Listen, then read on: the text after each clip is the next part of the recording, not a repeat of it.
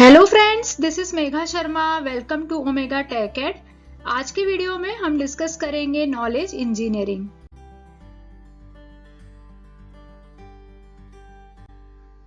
Knowledge engineering is a field within artificial intelligence that developed knowledge-based system. Such systems are computer programs that contain large amount of knowledge, rules and reasoning mechanisms to provide solutions to real-world problems.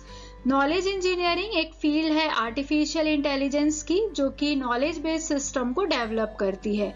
Knowledge based system computer programs हो सकते हैं, applications हो सकती हैं जिनमें बहुत सारा knowledge होता है, रूल्स एंड रीजनिंग मैकेनिज्म होता है जिसकी हेल्प से ये कॉम्प्लेक्स प्रॉब्लम को सॉल्व करती है। तो नॉलेज बेस्ड सिस्टम की हेल्प से हम कॉम्प्लेक्स प्रॉब्लम को सॉल्व कर सकते हैं। ये हमें डिसीजन मेकिंग में हेल्प करती हैं। तो नॉलेज इंजीनियरिंग एक फील्ड होती है जिसकी हेल्प से हम नॉलेज बेस्ड सिस्टम को डेवलप करते हैं। A knowledge engineer is a computer scientist who knows how to design and implement programs that incorporate artificial intelligence technique. Knowledge engineer computer scientist होते हैं जिनको पता होता है कि किस तरीके से प्रोग्रामिंग करनी है, किस तरीके से डिजाइन करनी है और ये जो डिजाइन है और ये जो प्रोग्राम है इसको किस तरीके से आर्टिफिशियल इंटेलिजेंस टेक्निक के साथ इम्प्लीमेंट करना है। इन सब चीजों की जानकारी नॉलेज इंजीनियर को होती है। नॉलेज इंजीनियर नॉलेज को इकट्ठा करने के लिए डोमेन एक्सपर्ट की हेल्प लेते हैं।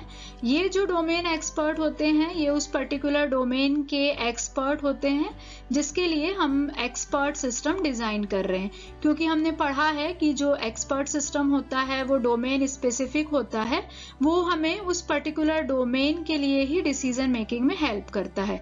तो नॉलेज इंजीनियर को पूरी नॉलेज होना चाहिए, पूरी इंफॉर्मेशन होनी चाहिए, उसी के बाद वो कोडिंग कर सकता है, उसी के बाद वो प्रोग्रामिंग कर सकता है। इसीलिए नॉलेज इंजीनियर डोमेन एक्सपर्ट की हेल्प से नॉलेज को इकट्ठा करते हैं। इसके बाद वो डिसाइड करते हैं कि इसको किस तरीके से रिप्रेजेंट किया जाए, किस तरीके से नॉलेज रिप्रेजेंटेशन हो। जैसे कि हमने आर्टिफिशियल इंटेलिजेंस में पढ़ा है कि फर्स्ट ऑर्डर लॉजिक के फॉर्म में हम नॉलेज को रिप्रेजेंट कर सकते हैं। तो इधर पे जो नॉलेज इंजीनियरिंग का मेन काम होता है वो होता है कि नॉलेज को गैदर करना, डोमेन एक्सपर्ट से सारी नॉलेज को इकट्ठा करना और उसके बेसिस पे प्रोग्रामिंग करना, उसके बेसिस पे कोडिंग करना और एक्सपर्ट सिस्टम में फीड करना। नॉलेज इंजीनियर जो डोमेन एक्सपर्ट के साथ कम्युनिकेशन करते हैं, इंटरेक्शन करते हैं, वो टू वे कम्युनिकेशन होता है, क्योंकि ये फॉर्मल भी हो सकता है या फिर इनफॉर्मल भी हो सकता है। तो ये एक टू वे डायलॉग प्रोसेस होता है जो कि इंटरव्यू प्रोसेस हो सकता है, फॉर्मल हो सकता है और इनफॉर्मल भी हो सकता है। Knowledge engineering was defined in 1983 by Edward Feinbaum and Pamela McCorduck as follows. Knowledge engineering is an engineering discipline that involves integrating knowledge into computer systems in order to solve complex problems, normally requiring a high level of human expertise.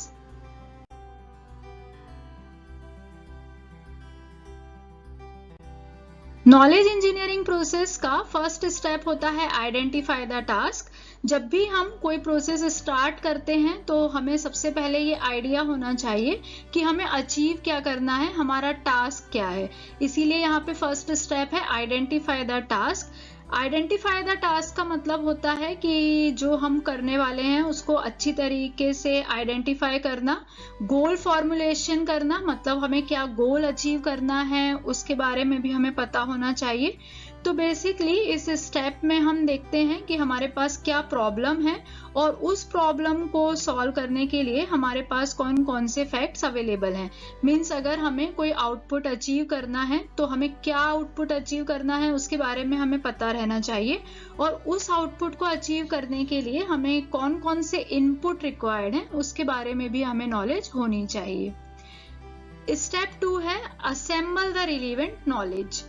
Assemble the relevant knowledge बहुत ही important है, इसको हम knowledge acquisition भी बोल सकते हैं।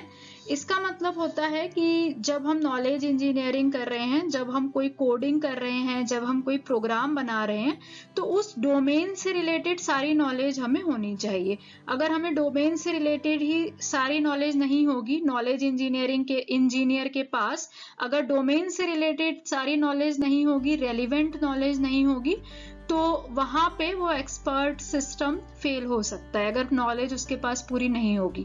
तो इसीलिए अगर जो हमारा नॉलेज इंजीनियर है उसके पास रिलेवेंट नॉलेज नहीं है, तो वो डोमेन एक्सपर्ट की हेल्प लेते हैं, वहां पे उन्हें डोमेन एक्सपर्ट की हेल्प लेनी पड़ती है, और डोमेन एक्सपर्ट की हेल्प से ही वो नॉलेज एक्वायर करते हैं। तो इसीलिए हमने जब इससे पहले डिस्कस किया था कि जो भी नॉलेज इंजीनियर होंगे वो डोमेन एक्सपर्ट की हेल्प लेंगे और उनकी हेल्प से वो रेलिवेंट नॉलेज को एक्वायर करेंगे। जैसे फॉर एग्जांपल अगर हम कोई डिजिटल सर्किट का एग्जांपल देखें, तो उसके लिए हमको पूरे नॉलेज होना चाहिए, मतलब हमको रूल्स पता होने चाहिए कि गेट किस तरह से वर्क करते हैं, एंड गेट का क्या लॉजिक है, और गेट का क्या लॉजिक है। तो ये सारे लॉजिक हमें पता होंगे, तभी हम उससे रिलेटेड वर्क, उससे रिलेटेड प्रोग्रामिंग आगे कर पाएंगे। स्टेप 3 है decide on a vocabulary of predicate, functions and constant. इसका मतलब होता है नॉलेज रिप्रेजेंटेशन, मतलब नॉलेज को किस तरीके से रिप्रेजेंट किया जाए, क्योंकि अब हमने नॉलेज को एक्वायर कर लिया है, नॉलेज इंजीनियर के पास पूरी नॉलेज है, लेकिन उस नॉलेज को एक प्रॉपर तरीके से रिप्रेजेंट करना इंपॉर्टेंट होता है। हम कैसे भी नॉलेज को स्टोर नहीं कर सकते, उसका एक फॉर्मेट होता है। तो जब हम नॉलेज को रिप्रेजेंट करते हैं तो उसके लिए प्रेडिकेट्स होते हैं। प्रेडिकेट्स मतलब अलग अलग वेरिएबल्स हो सकते हैं, फंक्शंस हो सकते हैं। तो यहाँ पे हमें नॉलेज को प्रॉपरली रिप्रेजेंट करना होता है। जैसे कि अगर कोई कनेक्शंस हैं तो कनेक्शंस होंगे तो उसके लिए हम प्रेडिकेट यूज करेंगे, सिग्नल्स हैं तो हम फंक्शंस यूज कर सकते हैं।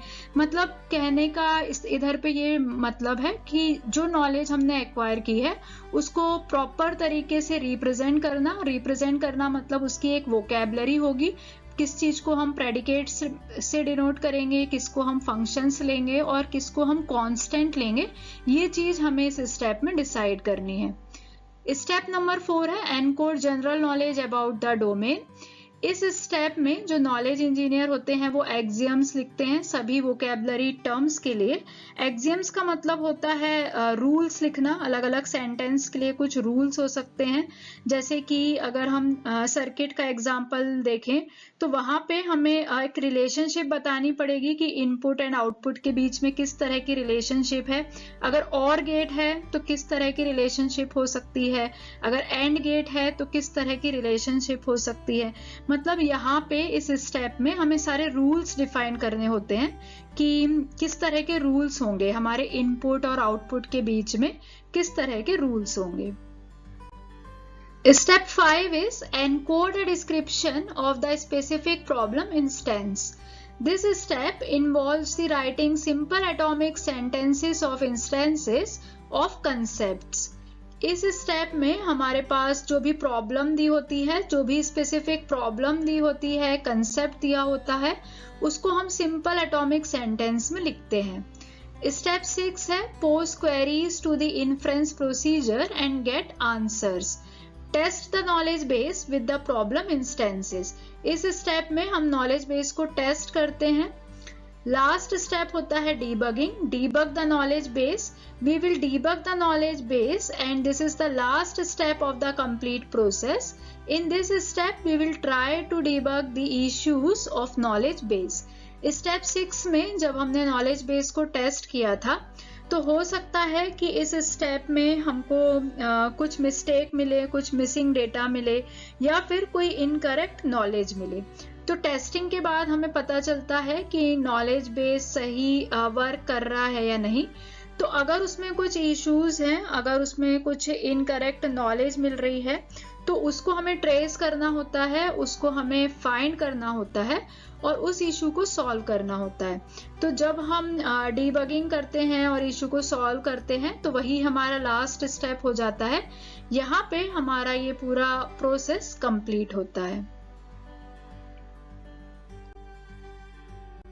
Thank you so much for watching till here. अगर आपको वीडियो यूजफुल लगी है तो वीडियो को लाइक करें, फ्रेंड्स के साथ शेयर करें और अगर आप चैनल पे न्यू हैं तो चैनल को सब्सक्राइब करें।